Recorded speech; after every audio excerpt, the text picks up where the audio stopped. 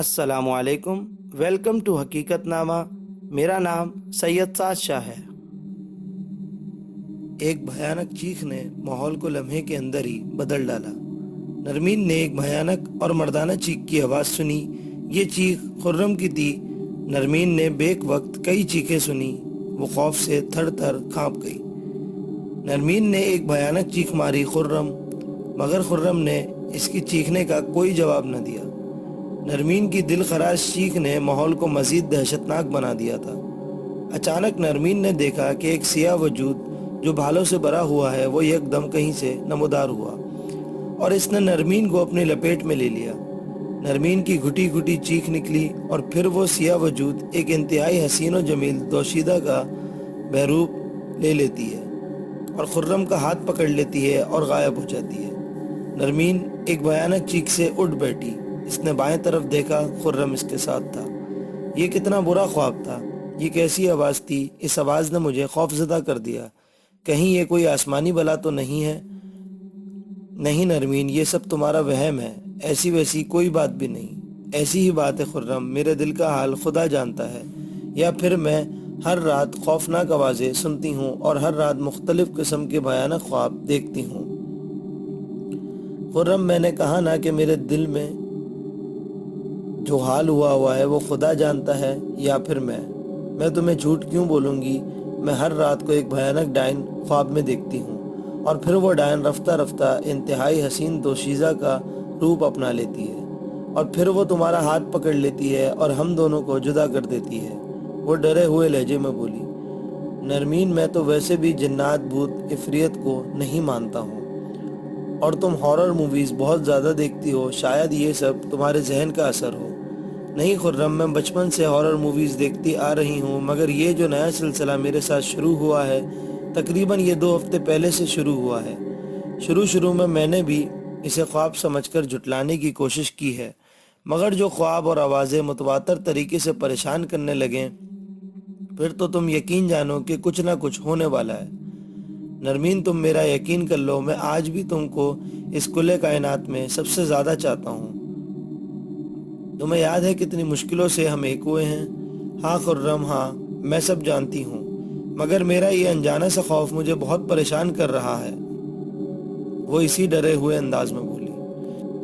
نرمین، تم میرا یقین کر لو، میں آج بھی تم کو اس کلے کائنات میں سب سے زیادہ چاہتا ہوں۔ تمہیں یاد ہے کتنی مشکلوں سے ہم ایک ہوئے ہیں؟ ہاں خرم، ہاں میں سب جانتی ہوں، مگر میرا یہ انجانا سا خوف مجھے بہت پریشان کر رہا ہے، وہ اسی ڈرے ہوئے انداز میں بولی۔ نرمین، اگر تمہارے خواب سچے بھی ہو جائیں تو بھی میں تمہیں کھونے نہیں دوں گا، تم میرے لیے سب سے بڑھ کر ہو۔ نرمین ڈری ڈری نگاہوں سے روشن دان کی طرف دیکھنے لگی۔ اس کا دل سخت گھبرا رہا تھا، اسے ایسا لگ رہا تھا کہ جیسے کچھ ہونے والا ہے۔ وہ دونوں پلنگ پر بیٹھے ہوئے تھے۔ کچھ دیر قبل نرمین نے ایک ڈراؤنا خواب دیکھا تھا اور چیخ مار کر اٹھ بیٹھی تھی۔ خرم بھی اس کی تیز چیخ سن کر اٹھ بیٹھا تھا اور تب سے اسے دلاسے دے رہا تھا، مگر وہ آج بری طرح سے ڈر گئی تھی اور خوفزدہ نظروں سے بار بار ادھر ادھر دیکھ کر کمرے میں دیکھ رہی تھی۔ اچانک اس کی نظر کھڑی کی سوئیوں پر پڑی۔ رات کے 2:45 بجے کا وقت تھا۔ اچانک بجلی گئی، گھپ اندھیرا کمرے میں پھیل گیا، ہاتھ کو ہاتھ سجائی نہیں دے رہا تھا، دونوں کو گھپ اندھیرے میں کچھ بھی نظر نہیں آ رہا تھا۔ اچانک نرمین کو محسوس ہونے لگا کہ اس کے پاس کوئی وجود آ کر بیٹھ گیا ہے۔ اس کو گھٹن محسوس ہونے لگی۔ نرمین پسینے میں نہا گئی اور وہ کانپ کر رہ گئی۔ خرم، کوئی انجانی طاقت ہمارے درمیان موجود ہے۔ اس بار خرم نے اندھیرے میں نرمین کی سمت ہاتھ بڑھایا تو اس کا ہاتھ ان گنت بے شمار بالوں میں پھنس گیا، جیسے مکڑیوں کے بے شمار جالے ہوں یا کسی سیاہ عفریت کے گھنے بال ہوں۔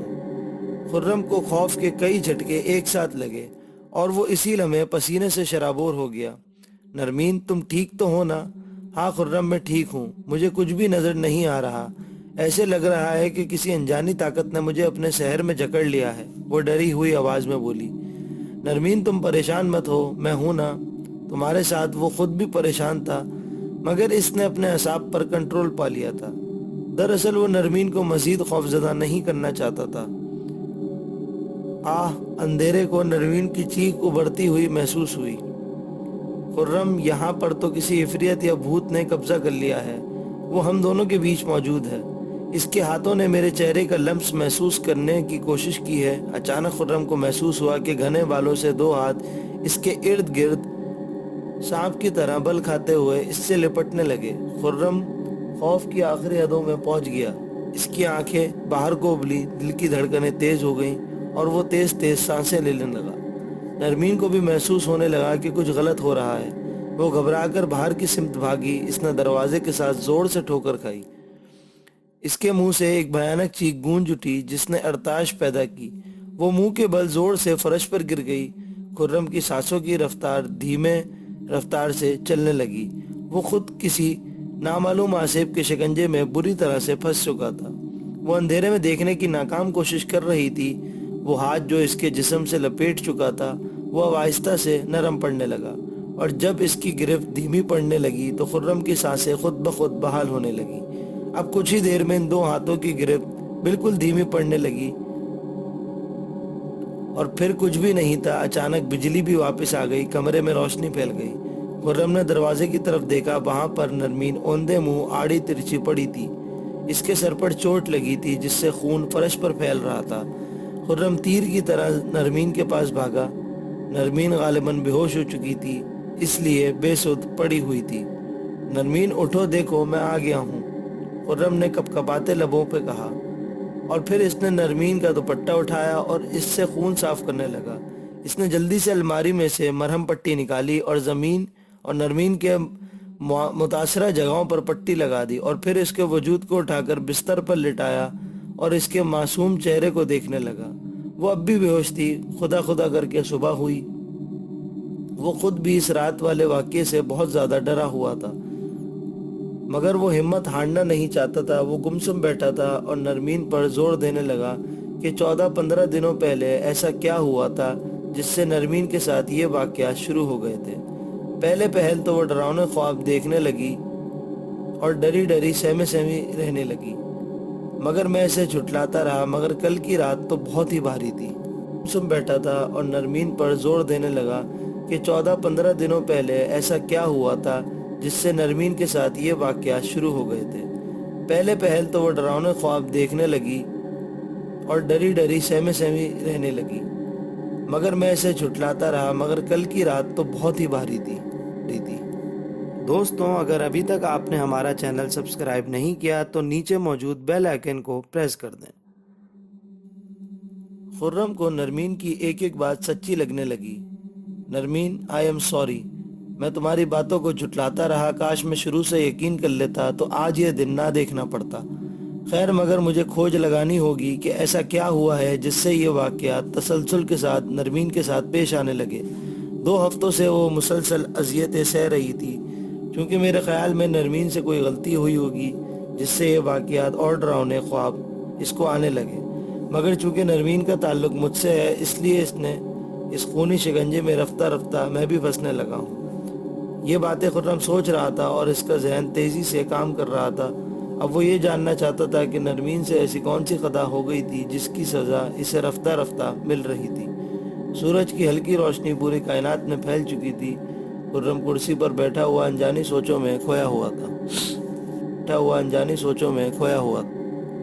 اچانک اس کے ذہن میں پچھلے واقعات یاد آنے لگے۔ 3 ہفتے پہلے وہ دونوں سیر کی غرض سے ایک پرفضا مقام پر گئے تھے، کیونکہ دونوں ایک جیسی یومیہ روٹین سے تنگ آ چکے تھے اور تبدیلی چاہتے تھے۔ پھر دونوں نے باہم رضامندی سے فیصلہ کیا کہ وہ کسی چٹانی اور پہاڑی علاقے کی سیر کو چلے جاتے ہیں، اور پھر دونوں ایک انجان علاقے میں سیر کی غرض سے چلے گئے۔ اور یہ علاقہ انتہائی سرسبز و شاداب تھا، دل کو کھینچ لیتا تھا اور نظروں کو قدرتی حرارت بخشتا تھا۔ یہ علاقہ تو چاہت والوں کے لیے جنت نظیر کا درجہ رکھتا تھا۔ سرسبز پہاڑ، اونچائی سے گرتے آبشار اور چشموں کا خوبصورت و صاف و شفاف پانی۔ اس علاقے میں بہت کم لوگ رہائش پذیر تھے، کیونکہ اتنا خوبصورت وادی میں زندگی کی سہولیات کی قلت تھی اور یہاں پر عام سردی سے زیادہ سردی ہوتی تھی۔ یہاں کے بارے میں کچھ پراسراریت بھی پائی جاتی تھی۔ اس بڑی وادی میں صرف ایک ہوٹل تھا، مگر وہ بھی وادی سے خاصے فاصلے پر تھا۔ ان سوچوں میں خرم ان وادی کے حسین یادوں میں پہنچ گیا۔ ہوٹل کے کمرے میں نرمین کھڑکی کے پاس کھڑی تھی اور وہاں پر سے وادی کا نظارہ دیکھ رہی تھی۔ اس نے اپنے ارد گرد گرم شال لپیٹ رکھی تھی اور اس کے ہاتھ میں کافی کا گرما گرم کپ تھا۔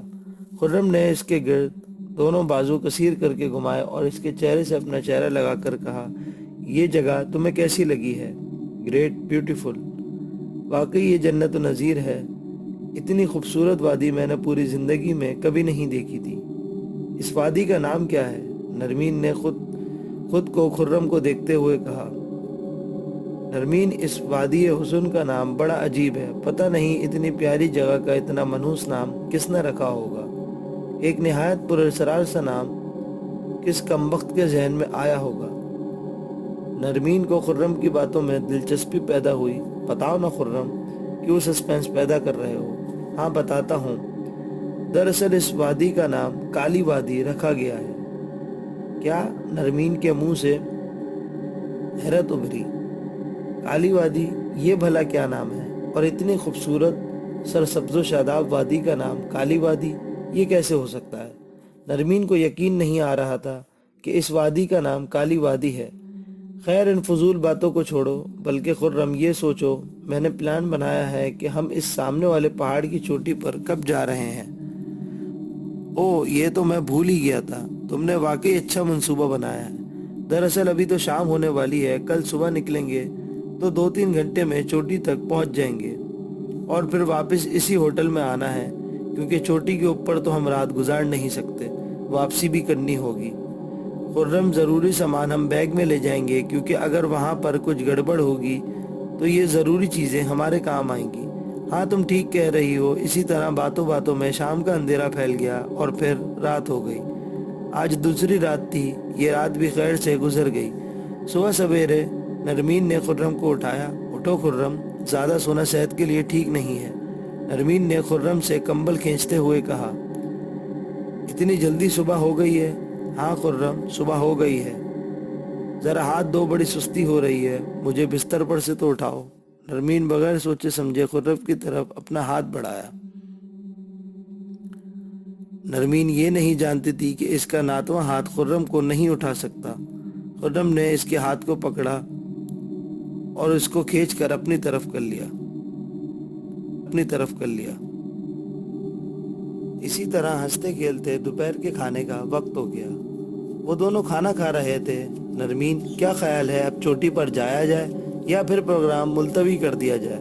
نہیں خرم، آپ بھی ساتھ ہوں گے اور موسم بھی بہت ہی پیارا ہے، اس لیے میں چاہتی ہوں کہ ہوٹل سے باہر نکلا جائے اور سہانے موسم میں سیر کی جائے۔ ہاں چلو پھر، میں بھی ہوٹل کے اندر تنگ آ چکا ہوں، میں بھی یہی چاہتا ہوں، گویا تم نے میرے دل کی بات کہہ دی ہے۔ چلو آج ہم کالی وادی کی سیر کو جاتے ہیں اور گھوم کر آتے ہیں۔ موسم آج بہت ہی سہانا ہے اور سہانے موسم کا کوئی اعتبار نہیں ہوتا۔ آج وادی کی سیر کو جاتے ہیں، پھر ہم چوٹی تک جائیں گے۔ خرم، یہ بات تو آپ نے بالکل ٹھیک کہہ دی ہے، اور میں چھتری بھی ساتھ لے لیتی ہوں۔ اور پھر نرمین نے چھتری بھی بیگ میں رکھ لی۔ بیگ سامان سے بھر گیا تھا۔ خرم نے بیگ اپنے کندھے پر ڈالا اور پھر خرم نے اپنے بائیں ہاتھ سے نرمین کا ہاتھ پکڑ لیا۔